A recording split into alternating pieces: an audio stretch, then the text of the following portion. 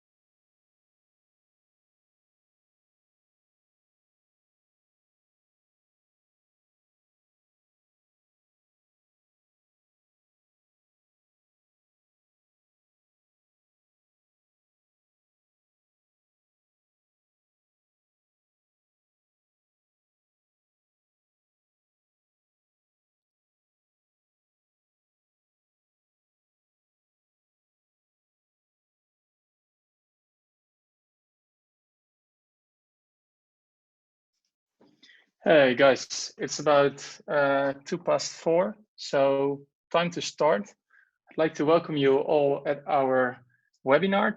Today we're going to talk about how COVID-19 is accelerating the adoption of self-checkout.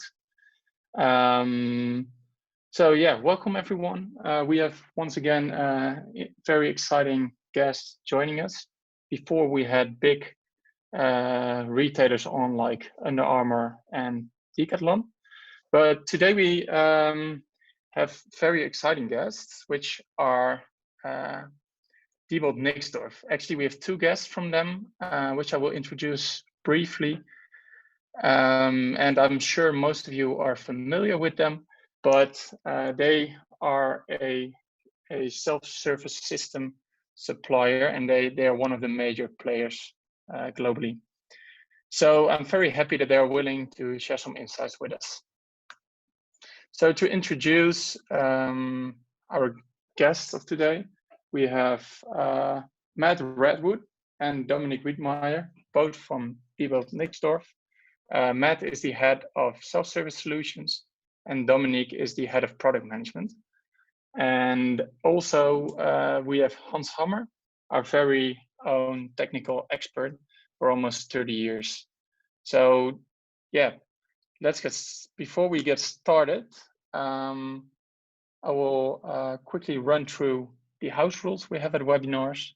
This webinar should last around 30 minutes. We will have some polls in between, and I kindly ask you to only answer it if you are working at a retailer, so we get a clear picture of what's going on in the retail space. Also, please save your questions till the end of the webinar, because we will have a Q&A section of about 50 minutes where we'll discuss. So no questions in between. And just for your information, this webinar will be recorded and we will share it on our website and on LinkedIn. And it's appreciated if you like or share it. So just a quick overview of what we're going to talk about, because today mostly we will be talking about self-checkout. We will discuss the trends that are going on and obviously the impact that COVID-19 is having on the self-checkout. And also after that, we will jump in to how you can secure self-checkout in a customer-friendly way, because Nedap and Diebold Nixdorf have quite an interesting partnership there. So we will tell you all about that. And I think it's really worth sharing. And after that, we will look at the future of self-checkout. And of course, we don't have a crystal ball, but we like to share with you some insights of what's going on and what we think will happen. And last but not least, we have something very exciting. We will be sharing our new innovative concept to secure self-scanning. And I'm already mentioning self-checkout, self-scanning, and there is, as you probably know, there's a lot of self-checkout lingo in this space. So just to make this a little bit clear, when we are talking in this webinar, if we talk about self-checkout, we are talking about the fixed self-checkout. And this will be the majority of the webinar. Only in the last section of the webinar, we will dive into self-scanning and mobile self-scanning, also known as Scan and Go. So I hope that makes sense and it's all clear. So without further ado, I would like to start talking to Matt. So Matt, can you turn on your camera? Hey, first of all, welcome on our webinar. Glad to have you and really excited about the insights you will share with us. But let's start with the current topic, the coronavirus. It's obviously had a big impact on retail, but also on all of our working lives. So how has it been for you? Well, firstly, thank you for having me. It's great to be here. It's been a very interesting couple of months. There's been a lot of adjustment, both for ourselves personally and also as a company, and of course our customers. I myself have been working from home for 12 weeks now, which is a big change for me personally. I typically before I would spend probably 75% of my time traveling, meeting customers. So we've had to make a fairly seismic shift to doing those meetings online or via Zoom, but overall it hasn't been too bad. I can't complain. Yes, I think that is a challenge that we all face. Like, how do you keep engaging with your customers and your partners in this time? I think that's also why these webinars are a great way to keep in touch. Yeah, but nice to hear that you're dealing with this new reality pretty well. And I got another question for you. So if we read the media and we see a lot of news coming in that the corona is accelerating the rollouts of self-checkout, is that something you see happening at Diebold as well if you look at the numbers? Yeah, absolutely. I mean, generally we see an increased demand for self-service right across the market. That was very evident before the COVID time, and we actually saw a 52% increase in the quantity of global shipments last year, and that trend has continued through the COVID period. So I think there was a little bit of instability at the beginning as retailers started to react to what was happening and new rules and regulations. But we've certainly seen that calm down a little bit more, and we're back to that upward trend of self-service. As you can see here, this is a prediction between now and 2025 as to how self-service is looking to expand. Generally, we see a lot of retailers that have already deployed self-service, so grocery retailers, very, very high density, actually looking to either refresh their estates or to actually increase the density of their estates. So a lot of them, particularly in this time of COVID, have realized that self-service gives them the flexibility to run the stores as they need. It, of course, frees up staff from the front end that maybe needed to help with queue management into the store, or social distancing measures in the store, or just making sure that customers are safe. Items are stocked on the shelves, particularly at the beginning when a lot of consumers were panic buying. The retailers needed to free up as many staff as possible to make sure that items were out on the shelves as much as possible. So there's been a lot of change, I'd say, for retailers over the last couple of months. They've had to really change their operations, change how they use the technology in their stores, and change how they deliver good customer experience to their consumers. And that continues to change, and they have to continually react as rules now get relaxed slightly. They're looking more and more to self-service as the way of engineering flexibility to their front end of their stores. Of course, as well, we've seen a lot of retailers outside of grocery that are starting to see that actually self-service can deliver some great gains for them. So, fashion, DIY, particularly fuel and convenience, are now starting to really look at self-service as a serious touch point within their stores. And that's, of course, helping to see the uplift in shipments that we see. Yeah, very cool that you're willing to share these numbers with us.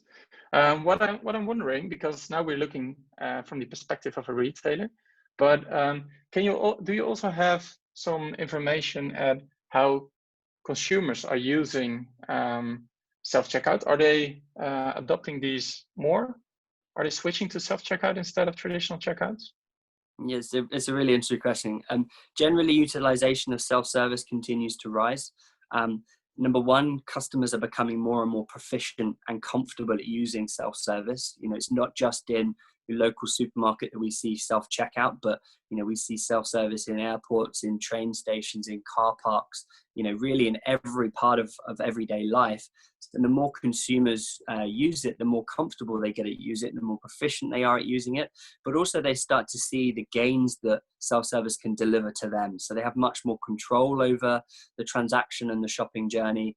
And I think there's now a realization both among consumers and retailers that actually it's not about labor reduction, it's about labor redistribution. So retailers really taking staff that would normally be on the front end and redistributing them to other parts of the stores to help deliver consumer experience. And it's that consumer experience that we're seeing is driving a lot of the growth in self-service. How do we enrich that consumer experience? How do we make the experience of shopping in that particular store as good as possible?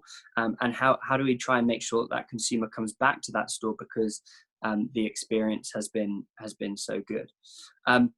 In regards to, I guess, how that's changed during this COVID period, obviously at the start of COVID, retailers were really focused on how do I keep the lights on? How do I keep the technology up and running? And how do I keep my stores transacting as much as possible? And obviously then the social distancing measures in, so they had to react again. But certainly as the situation is starting to settle down now, and I guess we consider the new journeys the norm that we widely accept, they're shifting their focus back now to how they can best help their consumers and deliver the best consumer experience for them in the safest possible way, but also how they empower their staff to actually deliver that good customer experience. So, implementation of PPE screens and things around checkouts allows them to utilize 100% of the technology in their stores, where maybe the knee-jerk reaction when social distancing came in was to shut lanes, to distance consumers and staff. We're now seeing retailers opening up all of the technology in their stores, but using new measures, screens, coatings, and potentially new operations and layouts in their stores to help keep their staff safe and keep their consumers safe. So we are predicting that actually more consumers will be happier to use self-service after this COVID period, as they recognize that it allows them to have more control, but also allows them to take more control of how they interact with the retailer and I guess how they distance themselves from other members of the public or staff. Yes, that's a great story. I also recognize most of the measures that you mentioned from my local grocery store. Absolutely. And aside from all these the impact of Corona that you were just discussing, are there some other more general trends that we see in self-checkout at the moment? Yeah, so we see obviously self-service being more and more widely adopted. As I said previously, historically, it's always been a grocery solution. We're now really starting to see traction in some other areas of retail. So fuel and convenience is a huge space for self-service now, fashion and DIY. And ultimately, it's becoming more widespread. And the slide that you see here on the screen is the ratios, the predicted ratios between point of sale and self-service checkout by 2024. And you can see that actually the ratios are really, really reducing right down as retailers look to put higher densities of self-service checkouts in their store. And if you think about the deployments that have been commonplace, particularly in grocery over the last 10 years, typically a retailer has put in one type of self-service and they'll have one type of point of sale. What we're really now starting to see is a much more mature approach to different consumer journeys. So you might have 5 or 6 different consumer journeys in one particular store. And retailers are now being very selective in trying to provide specific technology for each one of those consumer journeys. A great example would be if you took any kind of supermarket store, you may have a shopper that comes in during his lunchtime to pick up a couple of items for lunch, and they really want to get in and out of the store as quickly as possible because they're under time pressure. In that same store, you might have a family shopping on a Saturday and they're buying 100 items as their, part of their weekly family shop. Very different consumer journeys and very different expectations of how they want to interact with the brand and how they want to shop the stores. So retailers are now starting to actually recognize that they have to provide the right combinations of technology within their store, depending on the different customer journeys that they have inside. Okay, and that's very interesting. And we have quite a large part of our audience is based in the US. Could you maybe very briefly elaborate, like 1 or 2 sentences, what's going on there particularly? Yeah, absolutely. So self-service is widely used in the US. I'd say that the reasons for deploying self-service are a little bit different in the US than they say are Europe. Obviously less space constrained. They've got the luxury of having lots of space. So retailers are really looking at how they empower their staff with technology to support those self-checkout journeys. But really, it's all about the consumer experience. How can we deliver the best consumer experience to those consumers within the store and give them the choice to shop in the way that they want? Yes, okay, thank you. I think it's time for a first poll. So let's show it. We asked you to fill it in quite quickly, so don't take too much time. We take about 1 minute exactly.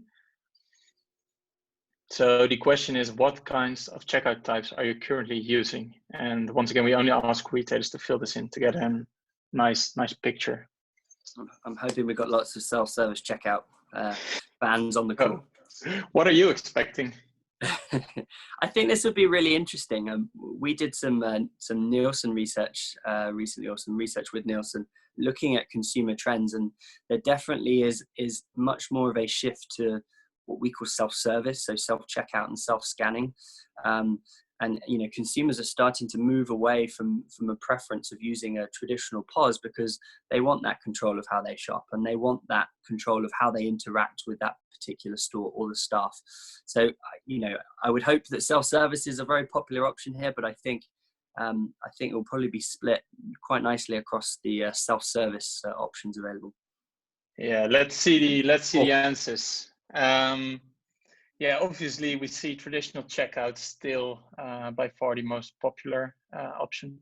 But I think this is nice for you as well. But self-checkout is more than 50% adoption already. And also quite surprised that mobile self-scanning is already at 13%. And self-scanning is as we already know, growing quite rapidly and already at at 26%. So yeah, very interesting insights. Thanks everyone for filling it in. And we will be moving on to our next guest, which is Dominik. Dominik, can you turn on your camera? Yeah, for sure. Welcome as well from my side. So I'm product manager for self-service solutions and located in Berlin, in Germany. Yes. Yeah, great that you're also willing to join us. And yeah, we are obviously, I mentioned it already during the introduction, but Nedap and Diebold are working together in reducing the shrinkage for retailers. Of course, you're doing a lot of things to reduce shrinkage. So can you maybe give us an overview of how Diebold facilitates technical solutions to help retailers minimize these losses? Yeah, for sure. I think losses are always a concern on the retailer side, that's clear.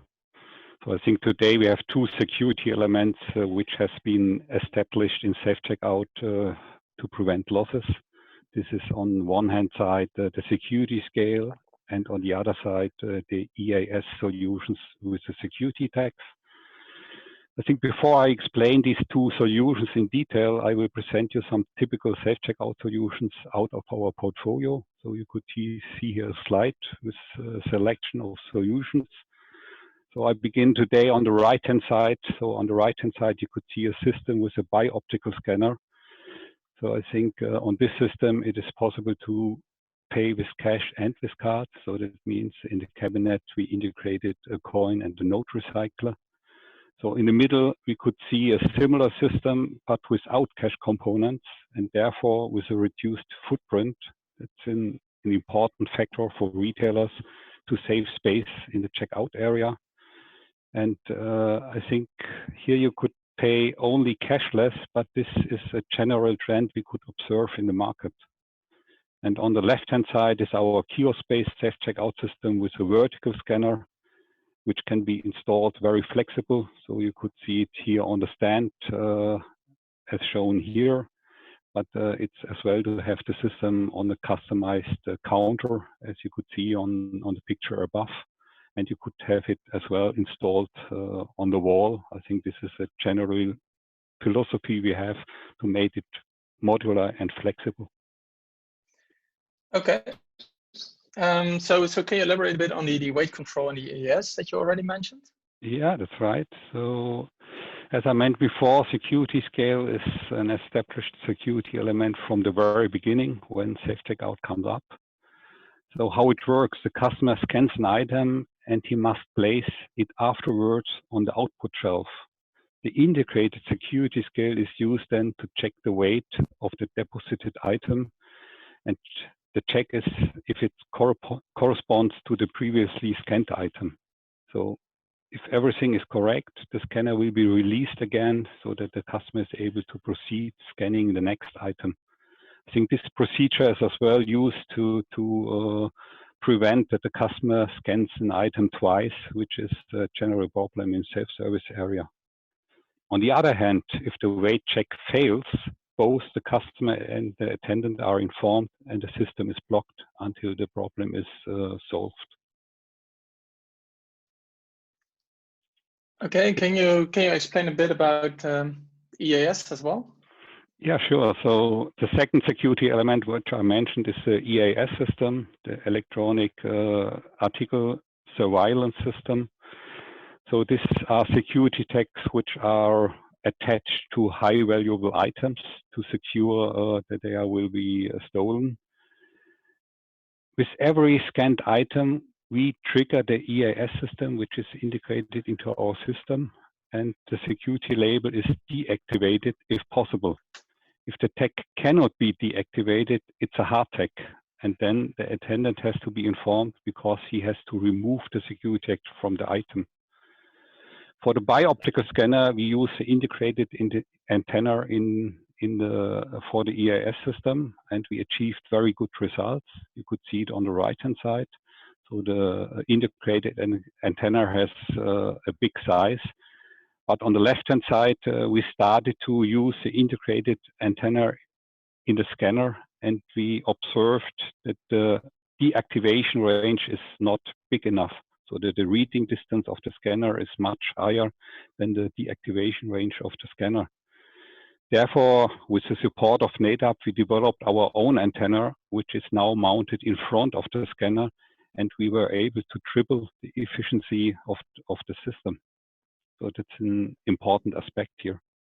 Yes, I think yeah, that's a very nice example of a partnership. And but can you explain a bit more? But because why did a company like Diebold end up working with Nedap? What did we have? Mm-hmm. Yeah, that's right. So some years ago, we did a technical assessment from the different solutions which are available on the market. I think for the EAS RF technology are different suppliers available on the market. And the technical assessment showed that the smart deactivator from Nedap had the best results.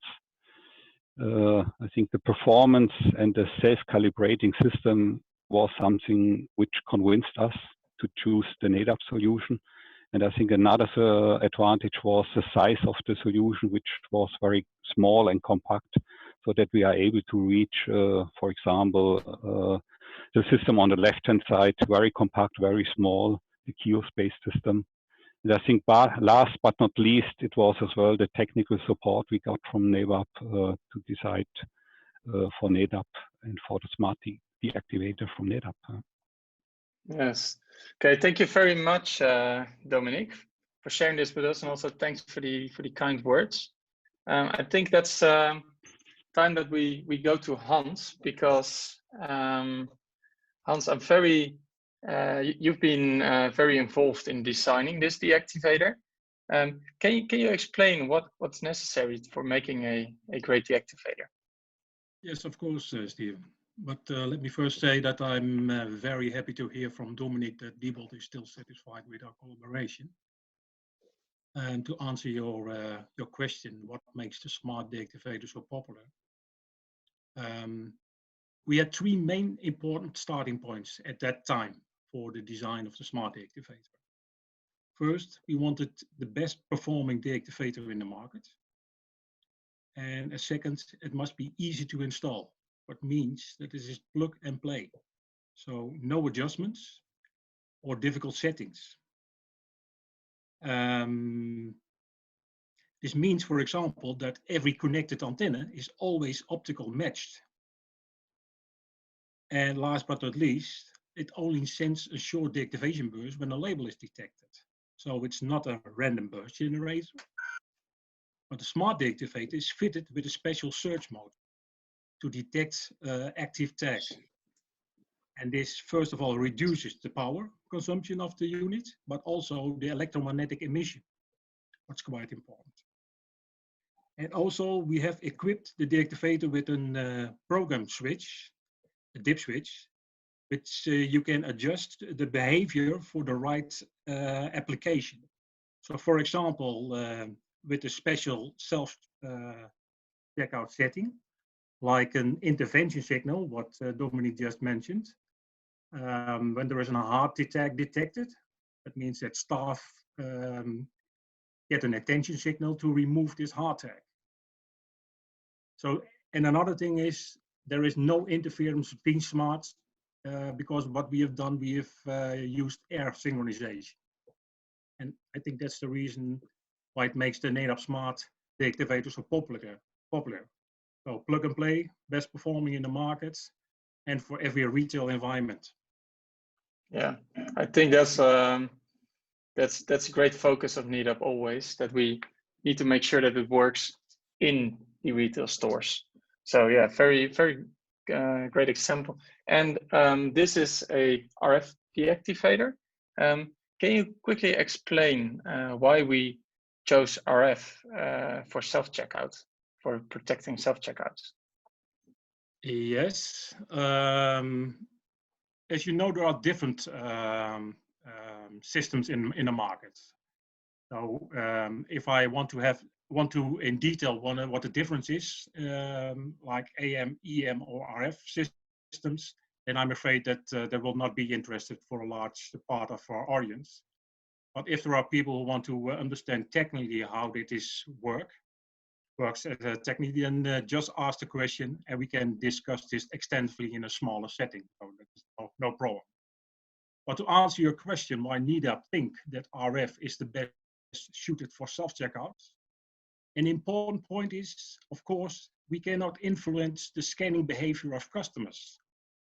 And the Nedap deactivator ensures that this is not necessary. We can determine very quickly if a tag must be deactivated or a tag is a hard tag that must be removed by staff. So what we are doing, we send an intervention signal, and this decision can be made in less than 300 milliseconds. Another thing is that the maximum field strength that occurs with a Nedap RF deactivator is well below the thresholds level of which any influence on even the most sensitive magnetic media could happen. So credit cards or other cards with magnetic strips, they are completely safe in the immediate or proximity and even on top of a deactivator. So this is the reason why RF is the best suited for self-checkouts. Yeah. So I think it's nice to elaborate a bit on like how you explained that it's with these things with RF you can have a customer-friendly deactivator. So yeah, great. Thank you for these answers, and I think we can conclude that with the right loss prevention strategy, retailers can fully embrace the self-checkout technology.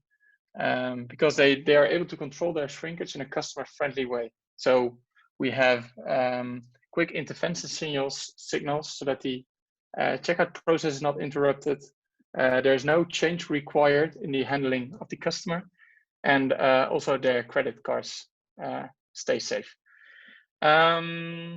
So we jump to the next topic, and that is the future of self-checkout. And I would like to ask Dominik to turn on his camera.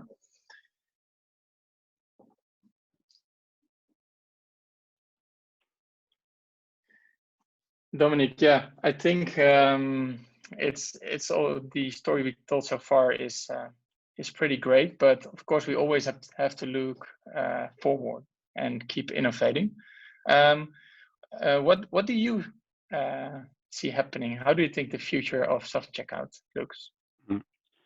I think at the end, the challenge will be to make the checkout process safer, easier, and faster. That's a goal. And I see for new market segments, for example, fashion, what Matt mentioned before, we can see that RFID will become more and more interesting, not only for security reasons, but first of all for stock and inventory management. And I think, for example, Amazon Go is a visionary solution which will not be widely implemented due to technical complexity, but gives us an idea in which direction it could go in the future. I think the use of image recognition and artificial intelligence is a very hot topic, for example, for recognizing non-barcoded items, to do age verification, or, for example, face payment, and item tracking to further improve the customer journeys. So I think there are a lot of startup companies who are working around this topic, and I think we have a lot of good ideas to improve the checkout in future. But I think we do not have enough time to step into the details here. Yes, but I think already what you mentioned are very interesting insights for the audience. So thank you for that. And it's time for our next poll, also our last poll. So did you already implement Scan and Go in your business? And with Scan and Go, we mean self-scanning or mobile self-scanning. And the question is not only if you have already installed it, but also, are you looking interested? Is it interesting to you? Or is it interesting but your organization isn't ready? Or do you think that it will never be interesting for you because it just doesn't work for you? We have about 40 seconds already, so 20 seconds left, and then we close the poll.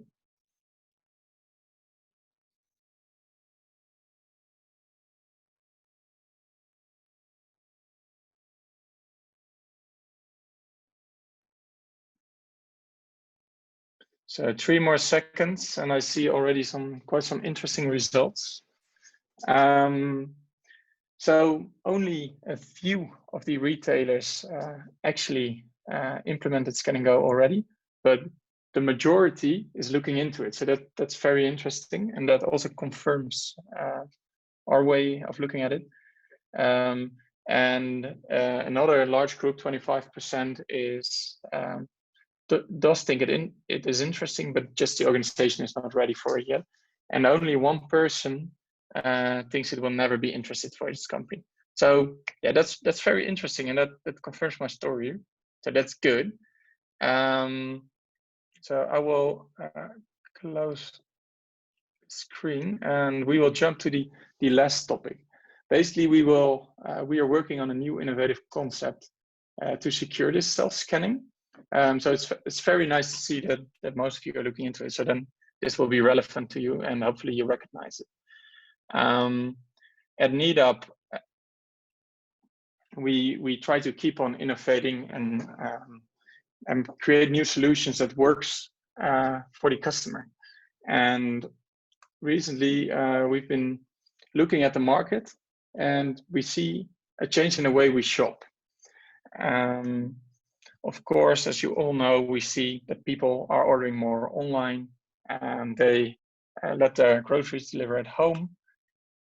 We see that customers are changing their habits and want to have more vegetables, vegan food, but also more locally produced goods.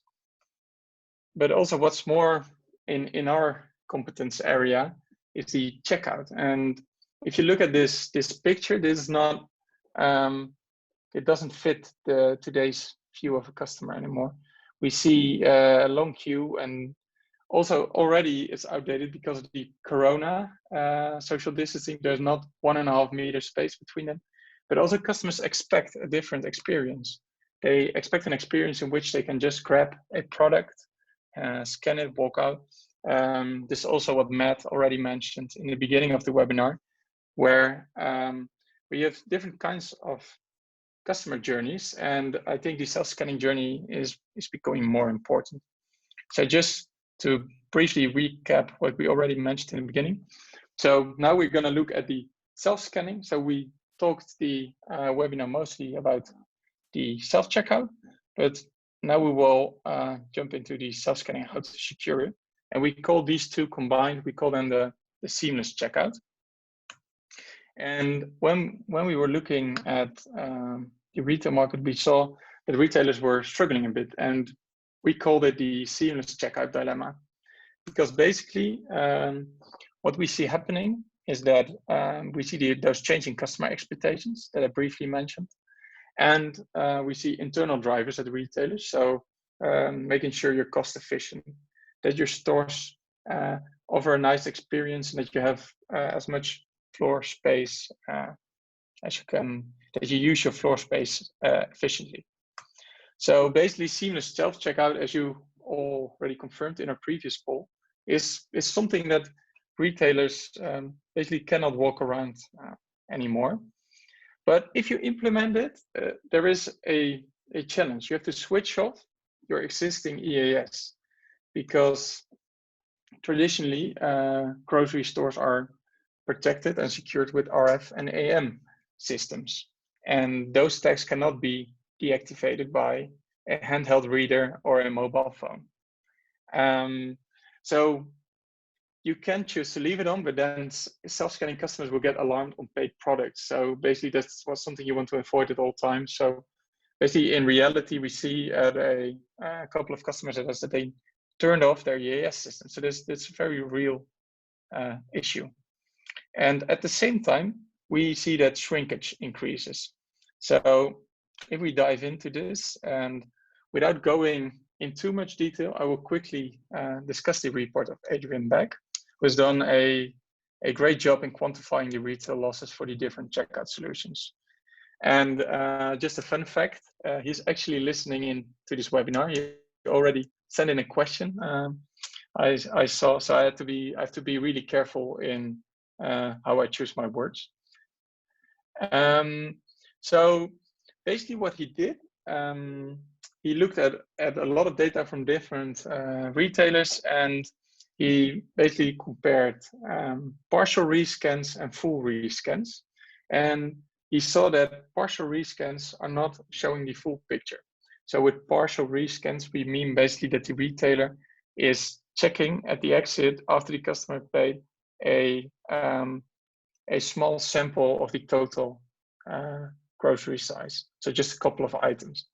And they basically see you when you compare the data. So they compared 20,000 audits of full rescans, and they saw that there was a 1,500% higher error rate than was the case with partial rescans. So in practice, we see that those partial rescans, they don't show the full picture, and this probably because in reality, those store employees, it's very hard to pick the products that the customer is trying to steal, because they put it somewhere under in the bag.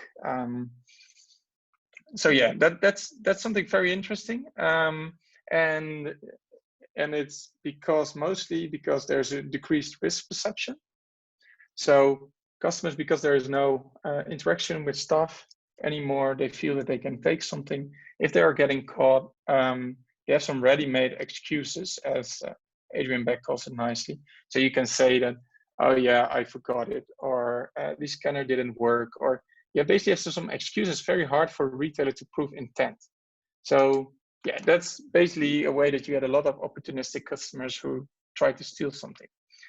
And those two combined are a big problem. And basically, what we see at most retailers, they try to counter this by taking some hostile countermeasures.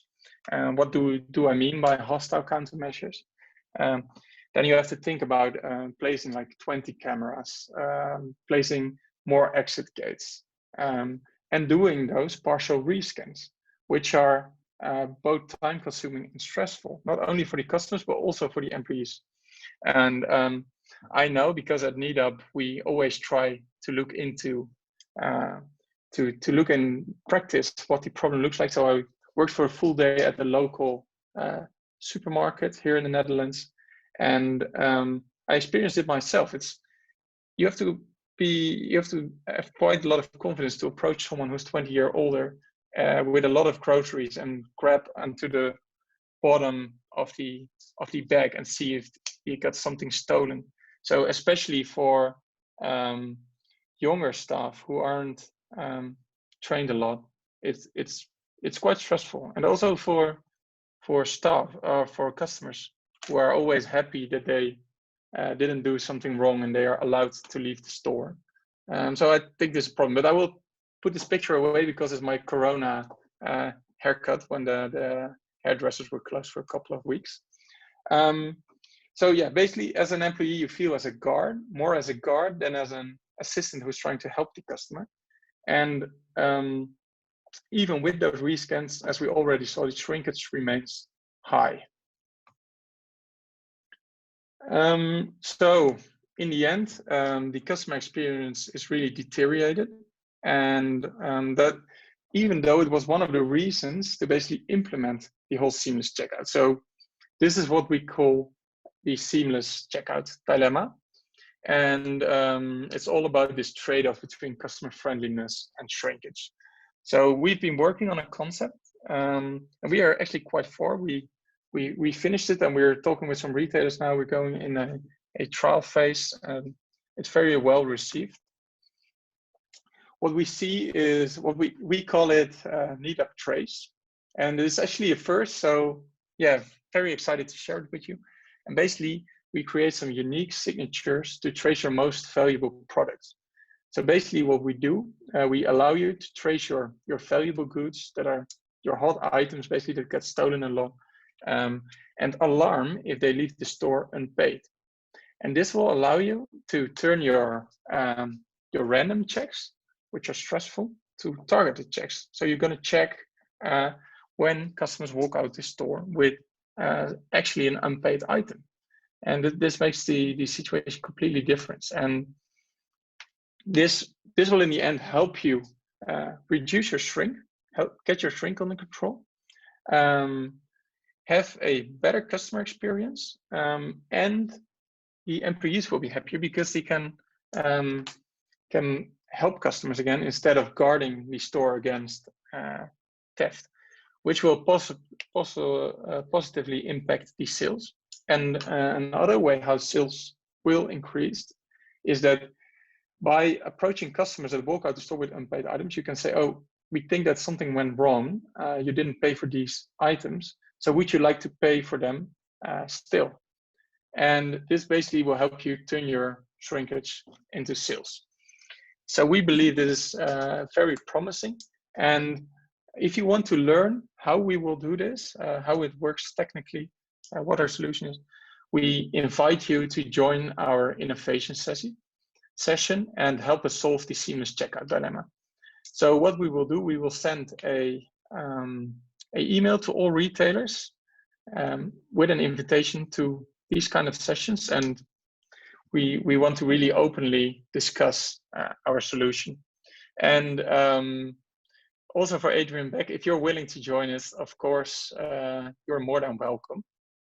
And this is how I like to conclude the webinar part, and let's go to the Q&A. And I already saw some questions coming in. Let me see.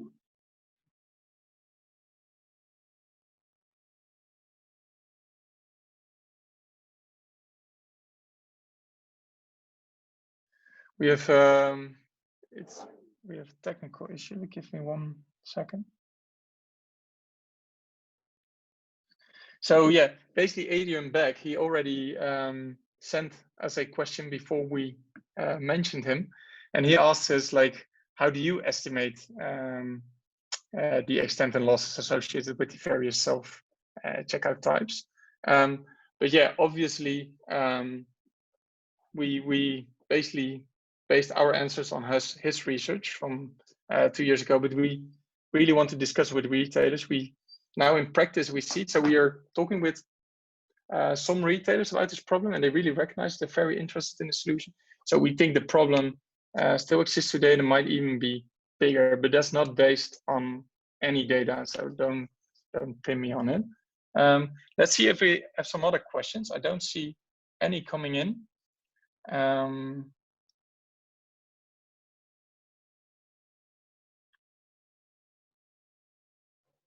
Stephen, I'm happy to answer the questions in regards to shrink on self-service checkout. I know that that's a fairly hot topic at the moment. Yes, please. Absolutely. So I think it's a common concern that a lot of retailers have, that self-service is going to drive much higher shrink levels in the store. And there's two approaches that we take at Diebold Nixdorf. One is to implement new and innovative technologies, and as Dominik said, there's constant innovation coming to the market. And I know everyone's been talking about image recognition for a long time, but we're really starting to see more of that. But one that I think quite often gets overlooked is actually how you operationalize the technology. A lot of people fall into the trap of thinking that a self-service is exactly the same as a point of sale, and deploying it is the same. Put it in the store and consumers will use it. But actually, to get the most out of the self-service checkout, you have to operationalize it in the right way. And part of that is actually looking at how you deploy the self-service checkout to your store to limit the amount of shrink associated with the device. And we have some great tools that we use with our retail customers that use virtual reality to help them with the store planning. And what that allows them to do is look at things like, number one, where the checkouts are placed within the front end, but also the design of the layout of the self-service checkout area. So we typically would go with a pen style layout. That way that it increases the visibility of the members of staff of all the self-service checkouts that they should be managing. We can also minimize the entry and exit gates to the self-service devices. And that makes it a very controllable and very visible area. And then the other thing we do is at off-peak periods of the time, you can actually shut banks of self-service checkout. So when you have reduced labor at your front end, they're not struggling to manage too many self-service checkouts. And using these principles, we've actually seen deployments where shrink levels have actually dropped in the store. Because it becomes a very, very visible area. It's very difficult to then steal maliciously in that area, and there's less contact with cash in the cash management process. So one thing I would say is when looking at shrink and deployments of self-service, do look at what innovations there are available that can minimize the shrink or at least monitor the shrink, but also look at how the solutions are actually deployed and how you can contain that within the area. Yes, so thank you for your answer. I don't see any other questions. Yeah, I see some questions about how we are going to solve and what technology we are going to use. We, on purpose, we created a kind of a teaser because we really would like to discuss this in a smaller group in our innovation session. So,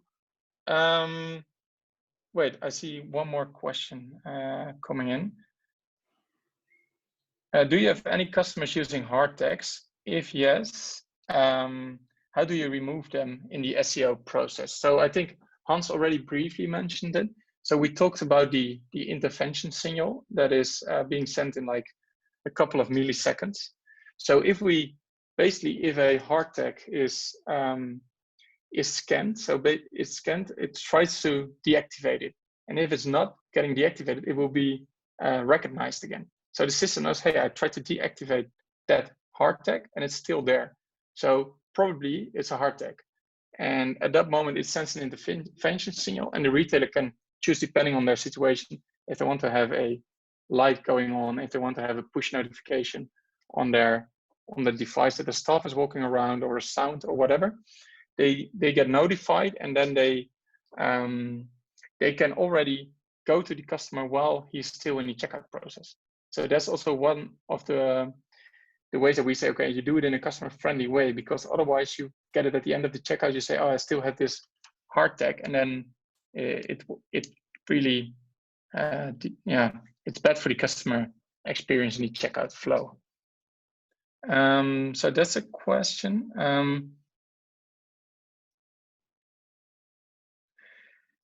Eduardo has a question. Do you have data available on losses for environments that are protected with RF and those that are not?